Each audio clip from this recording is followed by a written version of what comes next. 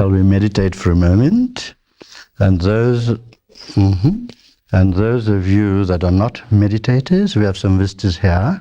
Og jeg kan se, at vi har nogle besøgende her, så de er som ikke mediterer. And of course, welcome to the visitors.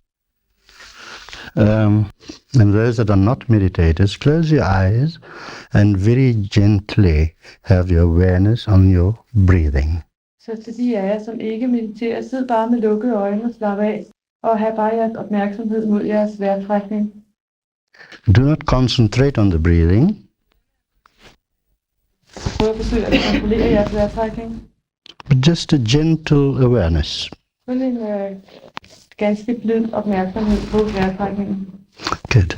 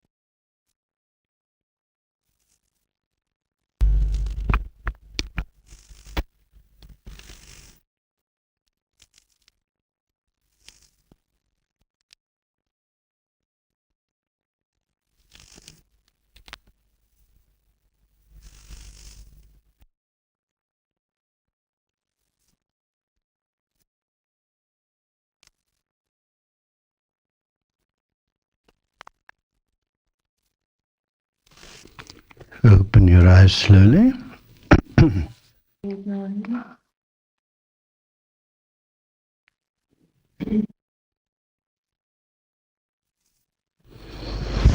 Namaste. Namaste.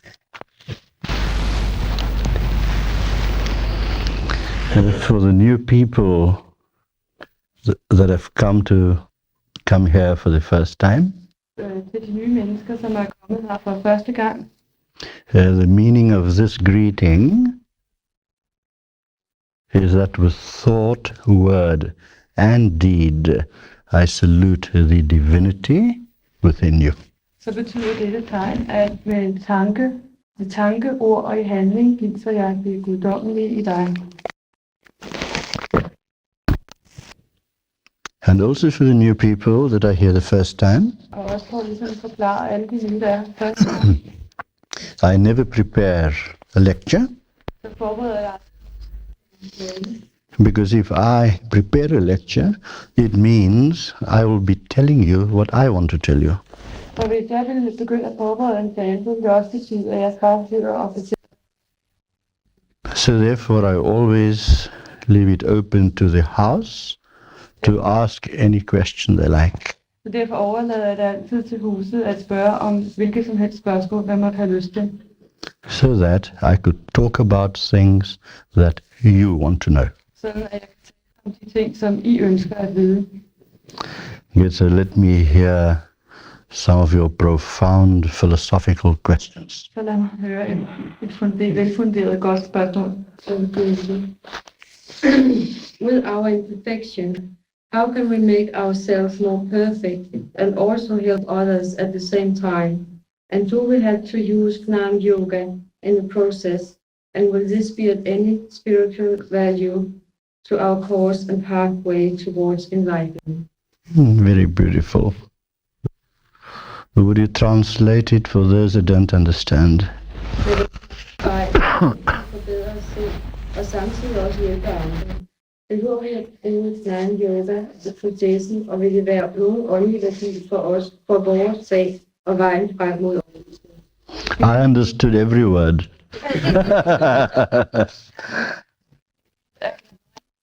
Er det, man kalder for visdommens yoga, visdommens vej. Now the first part of your question was Spørgsmålet var, that we are imperfect and how can we become perfect? hvordan kan vi så blive perfekte? And that is a fallacy. En fuldstændig misforståelse. You are perfect as you are. If we believe divinity to be omnipresent, Hvis vi anser det guddommelige for at være allestedsnærværende, and divinity is regarded to be perfect, og det guddommelige anses for at være perfekt, then the very word omnipresence means that he's present everywhere, det betyder jo, at så er han til stede alle steder på samme tid. so how can you be imperfect? Hvordan kan man være uperfekt? Good. Now the conception of imperfection Antagelsen af, at man er uperfekt, comes only from the mind, because the mind is not functioning in totality. fordi sindet ikke fungerer i fuldstændighed. And to make the mind function in totality and recognize yourself as being perfect, Og for at få sindet til at anse jer selv for at blive perfekte, så det kan fungere i sin fuldkommenhed, you do meditation and spiritual practices. så udfører I meditation og åndelige øvelser. So you dive deep within yourself to the kingdom of heaven, Så I dykker dybt ind i jer selv til det, han kalder himmerigets rige indeni. and find yourself divine within. Og der vil I finde, at I er guddommelige i jer selv. So when you find the divinity within you, Når I begynder at finde det guddommelige i jer selv, do you recognize the divinity in everything around you? så vil I begynde at genkende det guddommelige i alt omkring jer. See. Now, finding this divinity all around you, it has its own way of expression. Det, at man finder det guddommelige, eller kan se det guddommelige i alt omkring sig, har sit eget udtryk. And the primary expression it would find is love for everything. Og den endelige slutinstans for dette er, at man finder kærlighed til alt. And therefore our scriptures say, love thy neighbor as thyself. Og det er, at vores Bibel siger, elsk din næste som dig selv. And how can you love your neighbor as yourself if you don't know yourself? Og hvordan skulle du nogensinde kunne elske din næste som dig selv, hvis du ikke engang kender dig selv? And then the scriptures also say, man, know thyself. Men skrifterne siger også, at menneske kend dig selv. You see. So, the goal of man's life is to know himself. Altså at kende sig selv. And your real self is not your body or your mind, but the real self is the spirit Men det virkelige jeg er ånden, which energizes the body and the mind. og det er den, som får kroppen og sindet til at fungere. So, the imperfections that we think we have Vi har. is because we do not allow the inner self to express itself outwardly. Er forårsaget af, at vi ikke lader vores indre selv skinne igennem udadtil. If a person keeps on repeating to himself, I'm a sinner, I'm a sinner, I'm a sinner, Hvis et menneske bliver ved med at gentage over for sig selv, jeg er en synder, jeg er en synder. and that is one of the greatest lies perpetrated on people by all the theologies. Og det er jo en af de største løgne, som alle teologer har forsøgt at And the reason they did that de overhovedet gjorde det, is when they found they cannot keep people in church with love, var, at da de ikke længere kunne holde folk i kirkerne med kærlighed, they tried to keep people with fear. så prøvede de at indgyde folk frygt. That you are a sinner. You see. So, when it comes to any organized religion, Så når det kommer til en hvilken som helst organiseret religion, and it is because of the fear implanted, people go to church. så er det i virkeligheden på grund af den frygt, som der er skabt i mennesker, at de går i kirke. They talk of eternal damnation. How? It's a contradiction of terms. Fyldt. If God is omnipresent, then where's the place for eternal damnation? For hvis Gud gør alle stedsnærværende, hvor vil der så overhovedet være plads til evig fordømmelse? So if you say you're weak, you're weak, you're weak, you will become weaker. Så hvis du bliver ved med at gentage for dig selv, at du er svag, så vil du blive svag. It is a negative Det er affirmations negative indstillinger, which you yourself are implanting in your mind. negative indstillinger, som du selv sår i dit sind. But if you say to yourself, I'm strong, I'm strong, I'm strong, you become stronger. Men hvis du i dig selv bliver ved med at gentage, at jeg er stærk, I said this in some lecture somewhere, and I lecture around the world. jeg And sagde i en tale et eller andet sted rundt omkring på verden, where I gave the example of a Frenchman called Emile Coué. hvor jeg gav et eksempel med en franskmand, som hedder Emile Coué. He opened up his first clinic in France. And the only treatment he gave was affirmations. Og den eneste behandling, han gav, var i virkeligheden samtaler. And the formula was very simple. Og formen var meget enkel.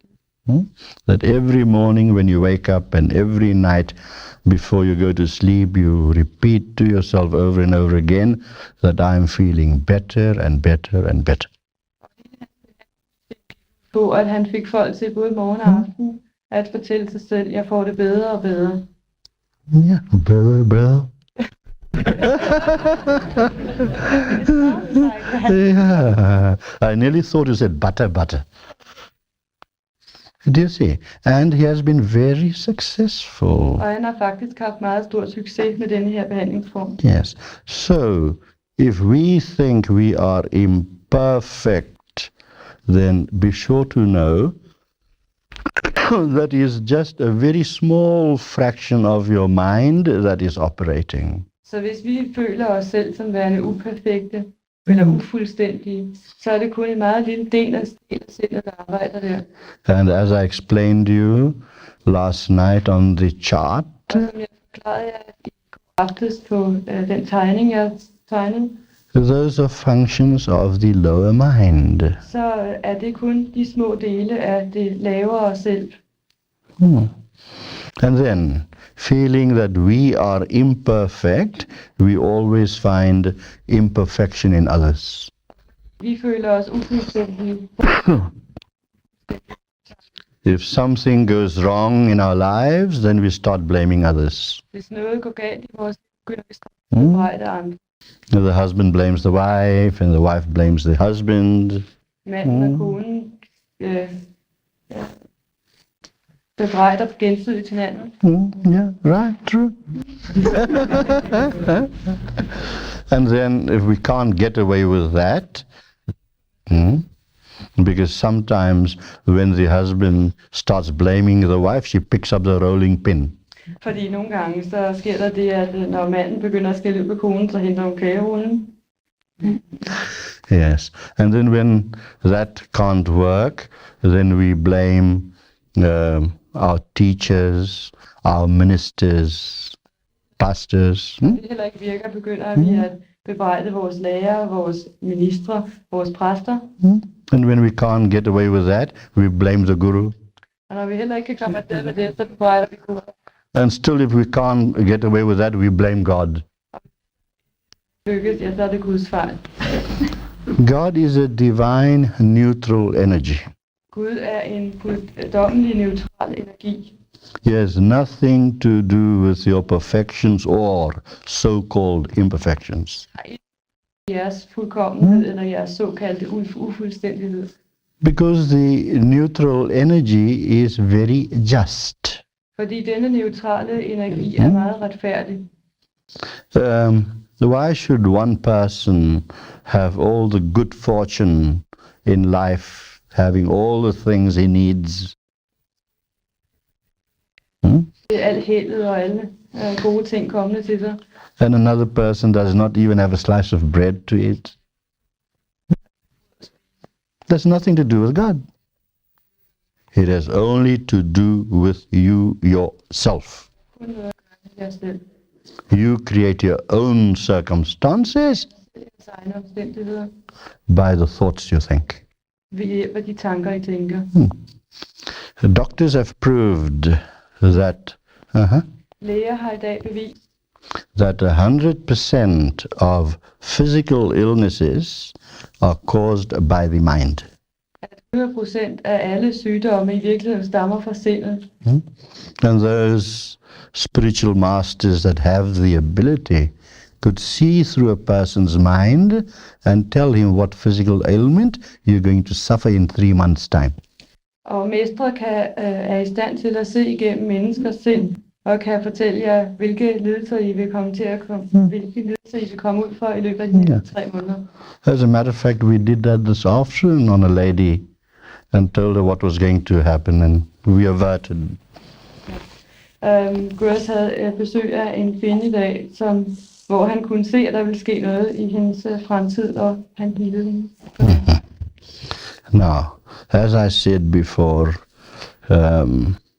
imperfection is a misconception of the mind. Som jeg sagde før, så er følelsen af ufuldstændighed en brist i sindet. Now, you mentioned Gnan Yoga, which is the yoga of wisdom. Du nævnte Gnana Yoga, som er visdommens vej.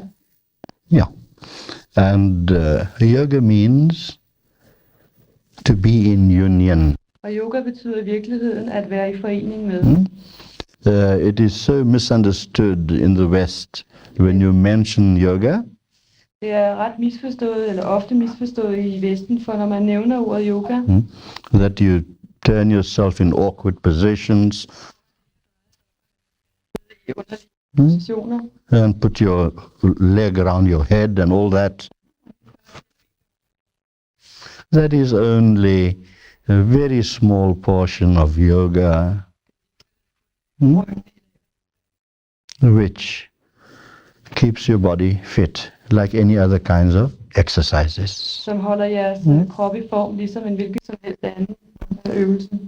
Although one advantage it has over physical gymnastics Men en ekstra fordel, den har, som almindelig motion ikke har, so that it also massages the inner organs. de indre organer. But still, it's a very small little portion of yoga. Men stadigvæk er det kun en meget, meget del af yoga. Now, Gnana Yoga is the yoga of knowledge and wisdom. Gnana Yoga er vejen om viden og visdom. Yeah. And through Gnana Yoga, one could achieve or change one's mental attitudes. Og gennem at udøve Gnana Yoga, visdoms yoga, kan man begynde at ændre sin indstilling.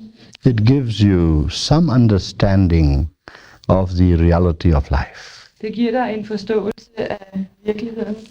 But that understanding is not enough, Forståelse er ikke nok. because that understanding is just intellectual in the mind. Fordi den forståelse kun vil være intellektuel på sindets plan. Proper understanding is that, like food, Sand forståelse er det. you eat the food, then you digest the food. Sand forståelse er ligesom at spise. Man spiser først, så fordøjer man den. But that is not enough. That food must be assimilated into your entire system. Føden skal også optages i systemet. then only is food of value. Først da er føden af værdi. So, when knowledge and wisdom is assimilated within one's system, Så når viden og visdom bliver optaget i et system, then automatically and very spontaneously you develop a different attitude in life. så vil du meget spontant og helt automatisk begynde at få en anden indstilling til livet. It makes you see things very differently. Det vil få dig til at se tingene meget anderledes.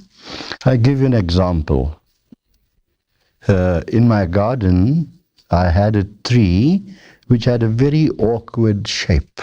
I min have havde jeg et gammelt træ, form.